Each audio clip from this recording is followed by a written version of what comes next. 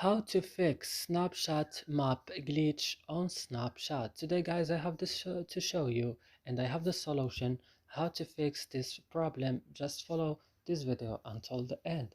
So first you will just open settings of your phone and you will go directly to apps or applications. Then what you have here, all the application that you have on your phone, you will search just for Snapchat. When you found it, just open it like this and go to storage, and on storage go to the last button, clear data, click OK and go back and click on first tab and click OK, and that's it, your problem will fixed. So I hope this video is useful for you. Do not forget to like, also subscribe in our channel, and see you in another video.